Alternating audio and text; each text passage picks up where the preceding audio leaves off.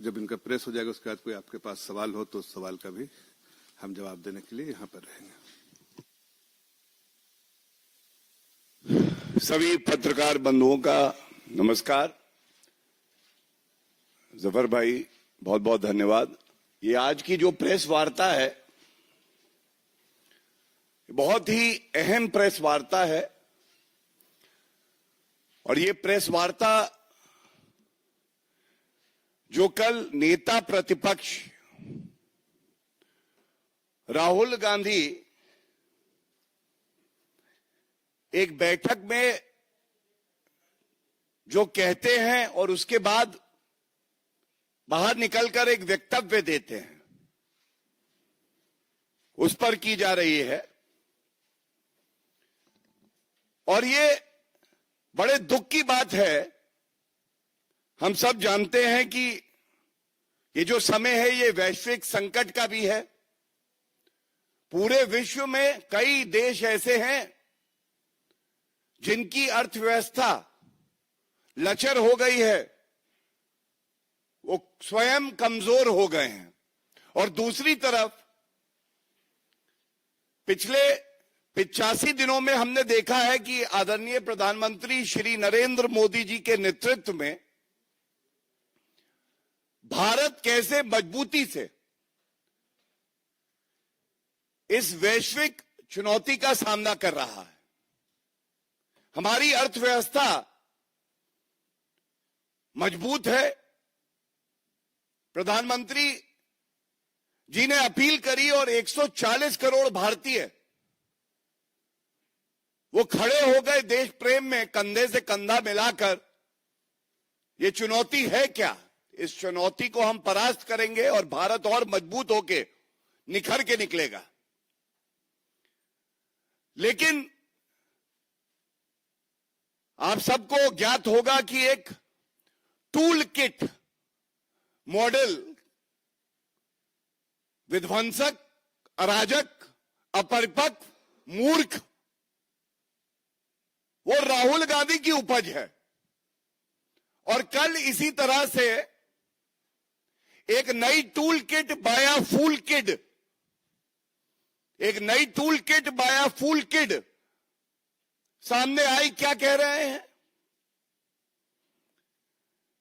कहते हैं कि ये जो सरकार है जो मजबूती से देश की जनता की सेवा कर रही है वो 1 साल में गिर जाएगी। तो मैं सबसे पहले एक बात कहूंगा, भस्मासुर राहुल गांधी, हमें नहीं पता था कि भस्मासुर अब एक ज्योतिष भी बन जाएंगे। वो एक दुग्गल साहब का कैरेक्टर होता था, वो रोज सुबह उठता था, उसको कुछ नया चाहिए होता था। तो ये जो नकली गैंडी है ये भारतीय राजनीति के भस्मासुर तो है ही, हम सब जानते हैं। लेकिन अब ये ज्योतिष भी बन गए हैं। सबसे पहले तो मैं बड़ी स्पष्टता से एक बात कहूंगा, अगर तुम्हारा मकसद राहुल गांधी अराजकता फैलाना है तो हमारा भी संकल्प है भारत को और मजबूत बनाना है। एड़ी चोटी का जोर तुम भी लगा लो और हमने भी ठानी है कि भारत को आगे लेके जाना है। ये जो बात कही गई, ये टूल किट बाय अ फूल किड क्यों है? अपरिपक्व राहुल गांधी हम सब जानते हैं, 55-56 साल की उम्र में परिपक्वता ना आए, ठहराव ना आए, संयम ना आए तो क्या कहा जा सकता है। लेकिन यह चिंताजनक इसलिए है कि यह अराजकता फैलाने के लिए इस समय में बयान दिया गया है। दूसरा बड़ा संदेश, अगर लोकतांत्रिक तरीके से मैं सत्ता में नहीं आ पाऊंगा तो मैं लोकतंत्र को, पूरी प्रणाली को ही समाप्त कर दूंगा। I will destroy the very system that has made me the LOP.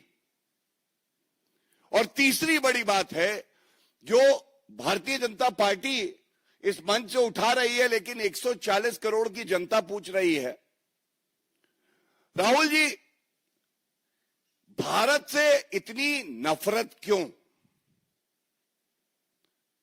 विदेशी धरती पे जाते हैं तो लोकतंत्र खत्म हो गया है भारत में कहते हैं। देश के प्रधानमंत्री को, भारत के प्रधानमंत्री को गद्दार बुला देते हैं। ये नफरत क्यों? क्या विपक्ष में रह के नेता प्रतिपक्ष देश की सेवा नहीं कर सकते हैं? ये एक बड़ा सवाल है। और जब देश को हर नागरिक की जरूरत है तो क्या राहुल गांधी आप अपने नागरिक होने के कर्तव्यों का निर्वहन नहीं कर सकते हैं? अच्छा, सिटीजनशिप, अच्छा एक और सिटीजनशिप भी है, वो भी मामला चल रहा है। हो सकता है कि चीन का जो एमओयू किया था उसकी मजबूरियां हो। बड़ी स्पष्टता से एक बात कहेंगे, ये मुद्दे इसलिए उठाए जा रहे हैं क्योंकि दुख होता है कि नेता प्रतिपक्ष केवल भारत को कमजोर करने का कार्य करता है और जनता के लिए, जो जनता जानती है,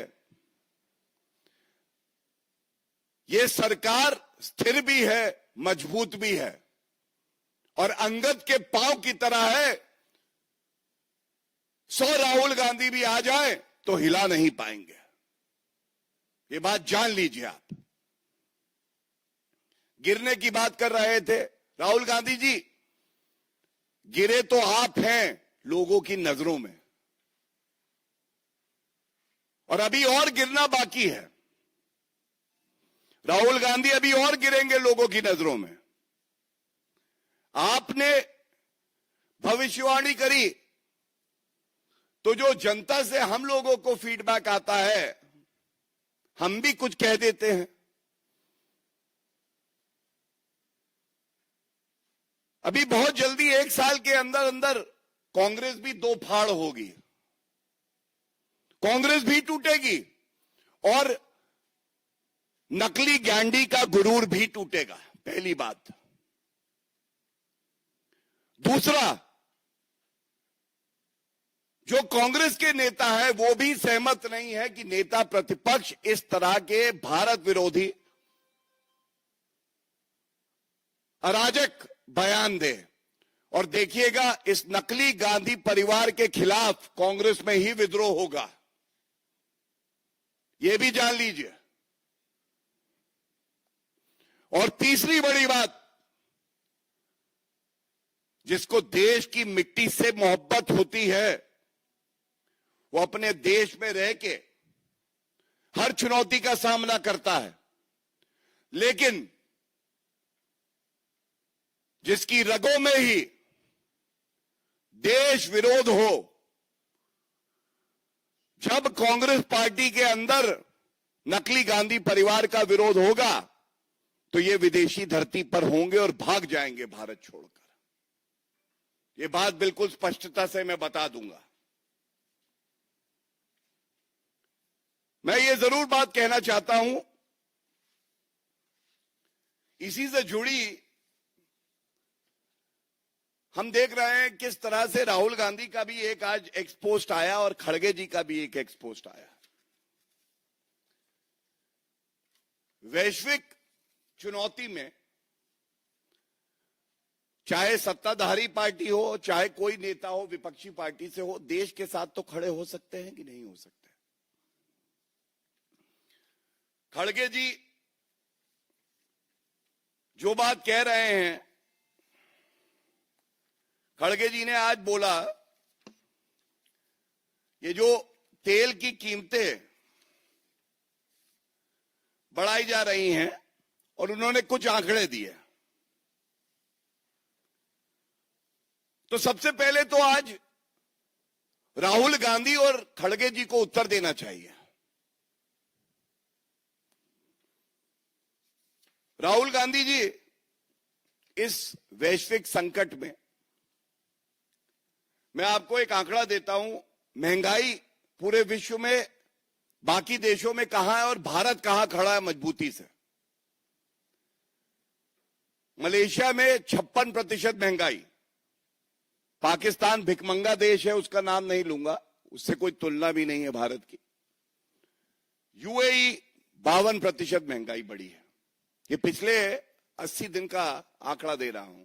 अमेरिका में 45%, फिलीपींस में 41%, श्रीलंका में 38%, कनाडा में 32%, चीन में 22% और भारत में 4%।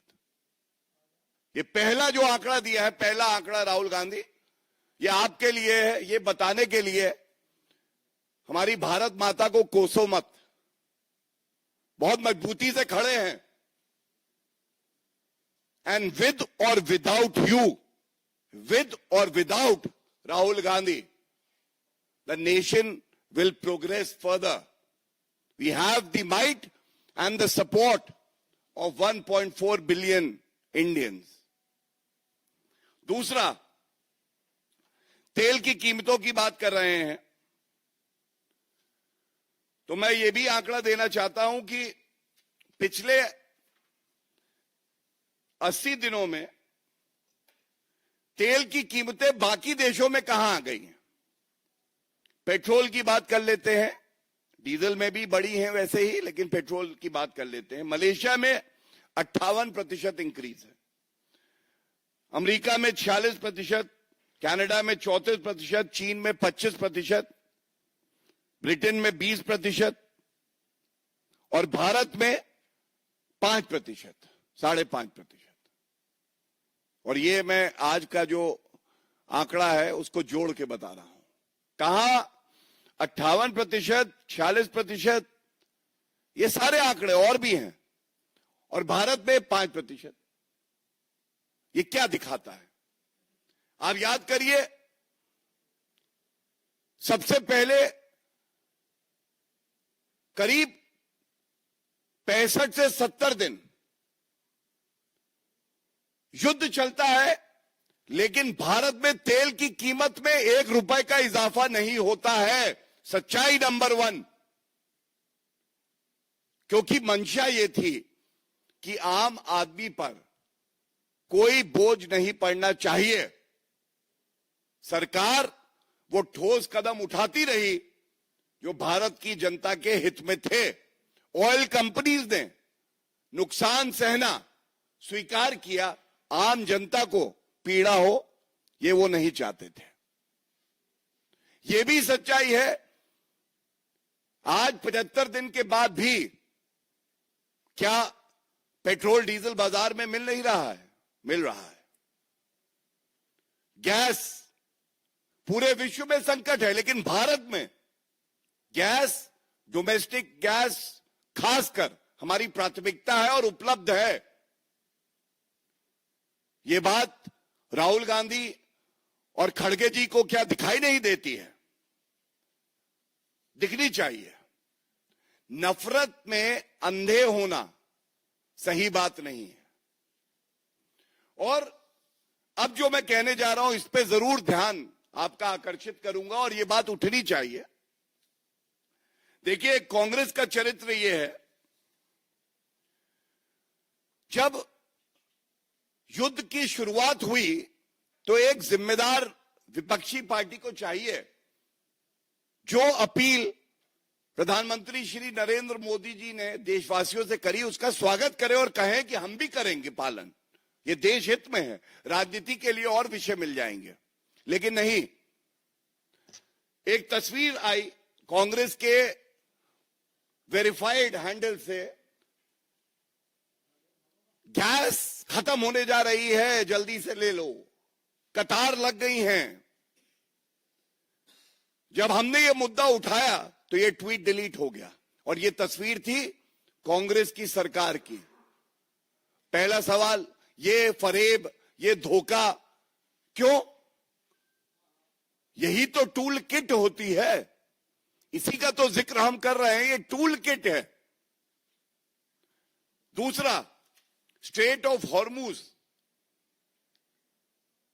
जब वहां से जहाज बहुत कम देशों के अपने गंतव्य स्थान पे पहुंच पा रहे थे और भारत के 2 जहाज वहां से निकल गए और भारत की तरफ आ रहे थे, तो पवन खेड़ा पेड़ा वही वाले, हाँ सही, वो लिखते हैं कि ये जो 2 जहाज हैं ये भारत नहीं आएंगे, लेकिन ये जहाज तो भारत आ गए। तो ये झूठा प्रचार क्यों? जॉर्ज सोरोस बता रहा था या इलान ओमर बता रही थी कि ये जहाज भारत नहीं आएंगे? ये दूसरा झूठ, ये ट्वीट भी डिलीट कर दिया गया। लेकिन झूठ बोला क्यों गया? तो झूठ नंबर 1, झूठ नंबर 2 और तीसरा जो दुष्प्रचार किया जा रहा है, पिछले 4 महीने से हम देख रहे हैं भारत रूस से कच्चे तेल का आयात नहीं कर रहा, दबाव में है। तो डंके की चोट पे एक बात कहते हैं, ये नरेंद्र मोदी जी हैं, जो देश हित में होगा वही निर्णय लिया जाएगा और किसी के दबाव में हम काम नहीं करते हैं। और आंकड़े ये कहते हैं, एनडीए की इस सरकार में खासकर पिछले 4-5 सालों में जो कच्चे तेल का आयात हुआ है ये 30 से 36% तक हुआ है रूस से, 30 से 36%। एक मिनट, एक्सक्यूज मी प्लीज, कौन बात कर रहा है फोन पे? 30 से 36% आयात हो रहा है रूस से कच्चे तेल का, और यूपीए के समय में ये 1% था। दूसरा, 2026 में सबसे ज्यादा आयात अगर कच्चे तेल का हुआ है किसी भी देश से तो वो रूस से हुआ है। तीसरी बात, 20 से 25 बिलियन यूएस डॉलर हमारे देश के बचे हैं जो रूस से कच्चे तेल का आयात हुआ है। चौथी बात, जब रूस से कच्चे तेल के आयात का निर्णय लिया गया था तो किसने विरोध किया था? इसी राहुल गांधी ने किया था, इसी कांग्रेस पार्टी ने किया था। इन तथ्यों पे कोई चादर नहीं डाल सकता, कोई छुपा नहीं सकता। ये वो तथ्य हैं जो बताते हैं कि ईमानदारी की ताकत क्या होती है। इसके साथ ही दूसरा भाग है इसी प्रेस वार्ता का, यह भी बड़ा अहम है। मोहब्बत की दुकान में केवल सांप्रदायिक सामान, यही है कांग्रेस की पहचान। एक बैठक होती है अल्पसंख्यक सलाहकार समिति, इस बैठक में राहुल गांधी, नाम अल्पसंख्यक है समिति का, लेकिन बात केवल और केवल मुस्लिम समाज की करते हैं। वो कहते हैं अगर कोई मुद्दा आए अल्पसंख्यकों से जुड़ा तो अल्पसंख्यक शब्द का इस्तेमाल मत करो, बोलो मुसलमानों पे अत्याचार हो रहा है, फिर से अराजकता फैलाने की कोशिश, ये भी एक टूल किट है। और अगर आप याद करें, खड़गे जी ने कुछ सप्ताह पहले क्या कहा था? मेरे मुसलमान भाइयों, अगर नमाज भी पढ़ रहे हो तो नमाज छोड़ो, कुरान ये कहती है, हमारी पाक कुरान क्या कहती है सुनिए, कि नमाज छोड़ो, सांप दिखे तो मारो, सांप है बीजेपी आरएसएस, इन्हें मारो। आज राहुल गांधी उसे आगे बढ़ा के कहते हैं अब अल्पसंख्यकों का जो चोला ओढ़े रहते थे वो अब नहीं है, अब सीधा मुस्लिम बोलो। ये हताशा, ये निराशा, घबराए हुए राहुल गांधी अब ये बात कह रहे हैं। और इसी पे कांग्रेसी क्या कह रहे हैं वो भी बता दूं। राशिद अलवी कहते हैं कर्नाटका में तो हमारी सरकार है, मतलब कांग्रेस की सरकार है, वहां मुसलमानों के 400 परिवार ऐसे हैं जिनके घर गिरा दिए गए, तो फिर ये ढोंग क्यों किया जा रहा है? अब आप मुझे बताइए, जब हम बात कर रहे हैं कि इस चुनौती भरे समय में भारत के साथ खड़े हो जाइए, अपना अपना योगदान पूरा करिए, उस वक्त राहुल गांधी को सांप्रदायिक राजनीति दिखाई दे रही है। और ये बहुत चिंताजनक है, बहुत दुख की बात है। चुनाव हारने के बाद राहुल गांधी ऐसा बिदक जाते हैं, वो भूल जाते हैं कि एक नेता प्रतिपक्ष की क्या मर्यादा होनी चाहिए। वो अपनी संविधान की जो शपथ ली है उसे भी भूल जाते हैं। और हमारा कार्य है कि इन मुद्दों को हम उठाते रहें, राहुल गांधी को आईना दिखाते रहें, संविधान याद दिलाते रहें। जैसा मैंने कहा, विद और विदाउट राहुल गांधी भारत आगे बढ़ेगा, मजबूती से बढ़ेगा। बहुत बहुत धन्यवाद। अगर किसी का कोई क्वेश्चन है इस इशू से रिलेटेड, देन आप पूछ लीजिए।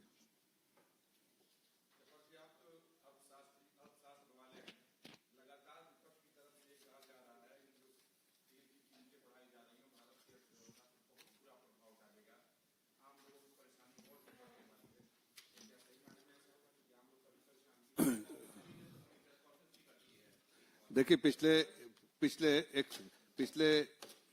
80-85 दिनों से अगर कांग्रेस की प्रेस वार्ता देखिए या उनके बड़े लीडर्स का बयान देखिए, तो उन्होंने कहा है कि हमारी फॉरेन पॉलिसी खराब है, इसलिए कि तेल के दाम बढ़ गए।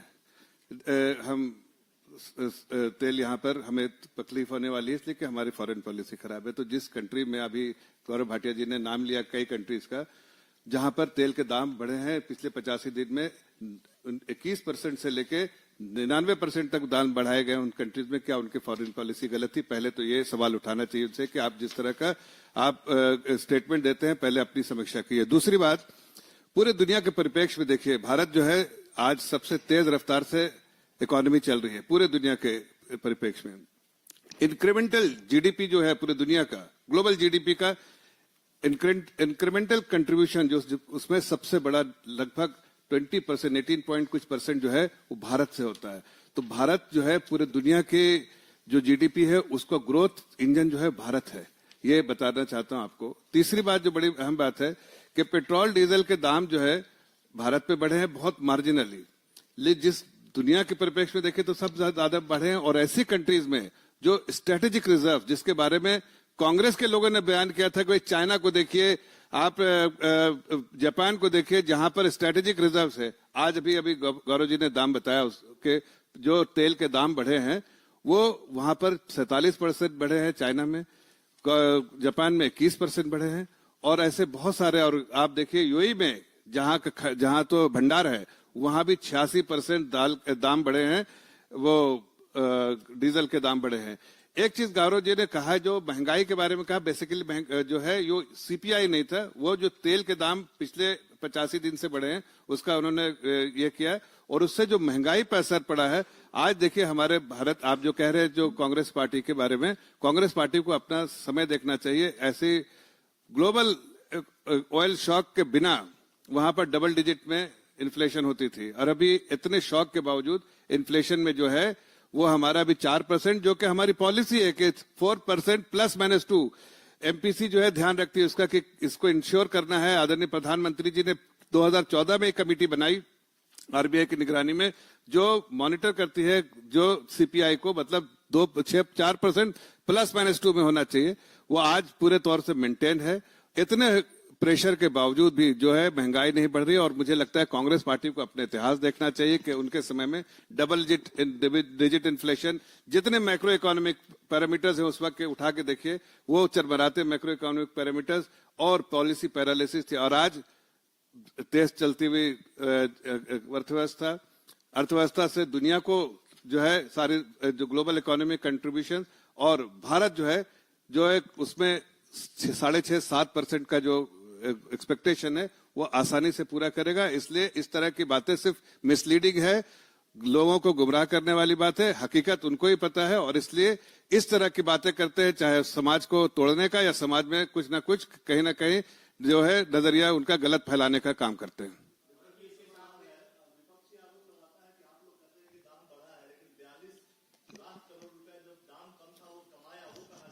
आज आप जरा देखिए, ऑयल जो मार्केटिंग कंपनीज है जितनी, वो अब्जॉर्ब कर रही है कितना, हर दिन 1000 करोड़ का नुकसान जो सरकार को हो रहा है ऑयल मार्केटिंग कंपनी कर रही है। अभी गौरव जी ने बताया कि 85 दिनों में हमने बहुत मार्जिनल तेल का दाम बढ़ाया, तो बाकी दिन जो लॉस है वो तो सरकार कर रही है। प्लस आप देखिए जो स्टेबलाइजेशन फंड 1 लाख करोड़ का था उसको भी इस्तेमाल किया, वही उसी में से जो सरचार्ज था उससे निकाल के 1 लाख करोड़ का फंड बनाया था उसको भी इस्तेमाल किया। तीसरी चीज जो है कि देश का जो इंफ्रास्ट्रक्चर, वर्ल्ड क्लास इंफ्रास्ट्रक्चर जो बनना था, वो इसी पैसे से देश के इंफ्रास्ट्रक्चर और वेलफेयर स्कीम जो गरीब नागरिक है उनके हाथ को मजबूत करके मजबूत बनाना था, पकड़ के मजबूत बनाने का काम किया, और फिजिकल इंफ्रास्ट्रक्चर क्रिएट किया जो पूरे देश में, ये हमारी सरकार ने किया, जो कि कांग्रेस पार्टी ने पैसा खाया लेकिन कभी देश को मजबूत बनाने का काम नहीं किया। हमने पिछले 11 साल में 12 साल में देश को मजबूत बनाया है, देश की अर्थव्यवस्था को मजबूत बनाया और देश के नागरिक को मजबूत बनाया। इसीलिए पॉवर्टी लाइन से 25 करोड़ लोग गरीबी रेखा से बाहर निकले हैं। मैं एक बात, सबसे पहले जो आंकड़े पेश किए गए, दोनों ऑडियो आ रहा है, हाँ, जो आंकड़े पेश किए गए वो दोनों पे पेश किए गए। Overall inflation, CPI consumer price index, और दूसरा तेल की कीमतों में विश्व भर में कितनी उछाल आई है, ये दोनों पेश किए गए। लेकिन एक बात जरूर आ रही है और हर कोई ये बात कह रहा है, ये कैसा ढोंग है राहुल गांधी और कांग्रेस पार्टी का। आप कहते हैं कि तेल की कीमत बढ़ा दी है, जब एक्साइज ड्यूटी 10 रुपए घटाई तो ये संवेदनशील सरकार नरेंद्र मोदी जी की सरकार ने हटाई। लेकिन वैट लगता है, हम सब जानते हैं, जो पेट्रोलियम प्रोडक्ट्स होते हैं। ये आंकड़ा मैं आपको दे रहा हूं, राहुल गांधी जी जहां दिखे हैं उनसे ये सवाल पूछिएगा। संविधान जेब में रख के घूमने से बुद्धि तक नहीं पहुंचता है। जीएसटी काउंसिल है, आर्टिकल 279A, पहला सवाल यह है, बहुत चिंता है आपको, सर्वसम्मति से सारे फैसले जीएसटी काउंसिल के अभी तक एक कन्वेंशन बना है, लिए जाते हैं। पेट्रोल डीजल को सहमति दीजिए और जीएसटी काउंसिल में कहिए कि हां जीएसटी में आएगा, पहली बात।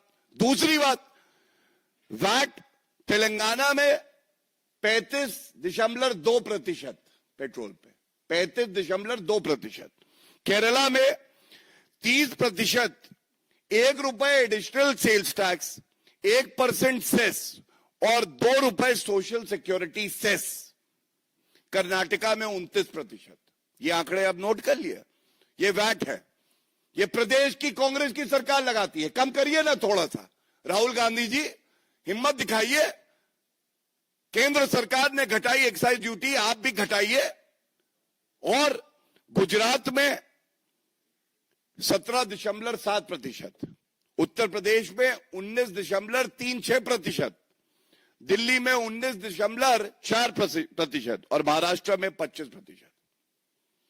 सबसे ज्यादा अगर कहीं वैट है तो वो तेलंगाना में है। ये बात राहुल गांधी को अगर जानकारी नहीं है तो हमारे माध्यम से उनको जानकारी दी जा रही है। और एक आंकड़ा और दे देता हूं, जो पेट्रोल की कीमत 10 साल में यूपीए की सरकार में बढ़ी, ये थी 115 प्रतिशत के आसपास और डीजल पे 155%। और जो 12 साल में एनडीए सरकार में बढ़ी है तो ये पेट्रोल पे करीब 40% और डीजल पे करीब 68 से 69%।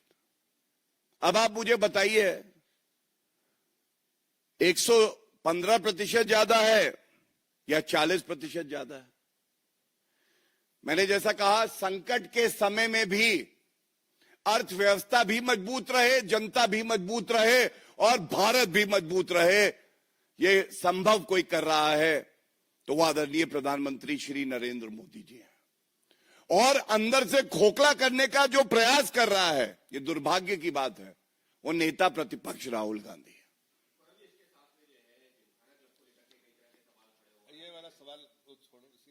इस प्रेस कॉन्फ्रेंस में हमने जो बिंदु उठाए हैं, मैं निवेदन करूंगा अपने मीडिया के साथियों से कि उसी पे केंद्रित अगर प्रश्न रखेंगे तो हमें भी आसानी रहेगी कि जनता तक हमारी बात मजबूती से पहुंचे।